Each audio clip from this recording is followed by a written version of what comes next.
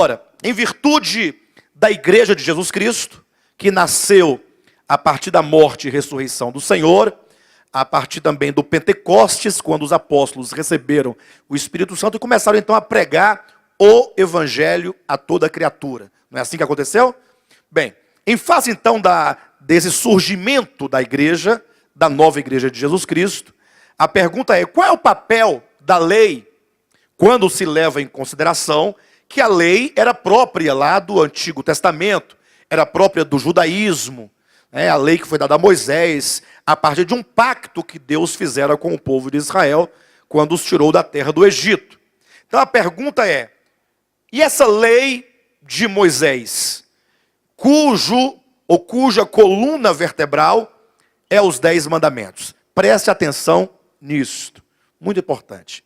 Qual é o papel que a lei dada a Moisés, a lei no seu conjunto, no seu geral, tendo por coluna vertebral os 10 mandamentos, qual é o papel que essa lei mosaica tem agora no Evangelho de Jesus Cristo? Primeiro, havia quem argumentasse, quem considerasse que a lei fosse um elemento crucial e fundamental, fulcral, dentro do Evangelho, como sendo fonte de salvação. Como alguns defendiam, vocês vão encontrar isso lá em Atos capítulo 15, versículo 5, quando é dito que havia um grupo de pessoas em Jerusalém, pessoas convertidas a Jesus Cristo, ou seja, eram fariseus, escribas, lideranças do judaísmo, que ao se converterem a Jesus Cristo, agora dizia que se não guardar a lei de Moisés, não era possível que alguém fosse salvo. Então havia, número 1, aqueles que consideravam que a lei era fonte de salvação. Ou seja, era um elemento fundamental para se determinar a salvação de alguém. Bem, mas havia outros que não acreditavam assim. Não. Eles sabiam que a salvação era pela fé. E pela fé somente. Entretanto, vem o sofisma, né? Que é a meia-verdade. Apareceram aqueles, número 2, que diziam o seguinte: não, a salvação não salva. Entretanto, ela possui um papel fundamental no processo de salvação.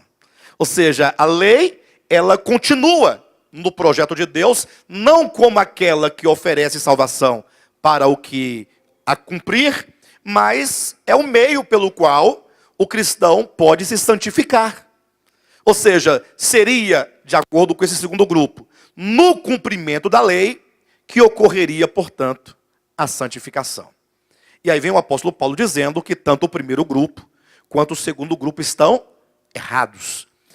Porque no Evangelho de Jesus Cristo não existe lugar para a lei de Moisés. E muito menos para qualquer outro tipo de lei, qualquer que seja ela. A lei não faz parte, seja de Moisés, seja do homem, seja de quem for, não faz parte nem do processo de santificação, nem como fonte de salvação. E é o argumento, e é a construção hermenêutica e apologética que Paulo desenvolve aqui nesta porção. Já falamos aqui no capítulo 3, versículos 1 a 5, quando o apóstolo Paulo, ele indaga os irmãos da Galácia, como quem questionasse, como quem os levasse a pensar: ora, vocês, como é que vocês foram salvos? Como é que vocês receberam o Espírito Santo? Foi pela lei ou foi pela fé? A resposta é: foi pela fé.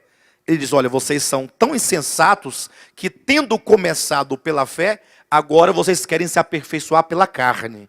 Aí nós vimos como que o termo carne, ele aqui assume uma conotação totalmente diferente do que se entende.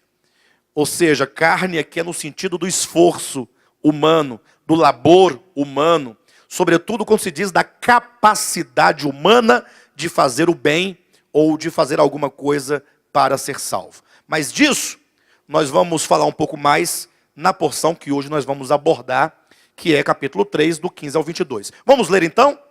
Nós vamos ler o texto, aí nós vamos então, passo a passo no texto, esquematizando o texto aqui no quadro, para que os irmãos, ao lerem na Bíblia, ao olharem no quadro e ao voltarem os olhos para a Bíblia, vocês possam ver o texto totalmente esquematizado na vossa frente, de maneira que não tem como alguém não entender. Todos entenderão perfeitamente. Leiamos.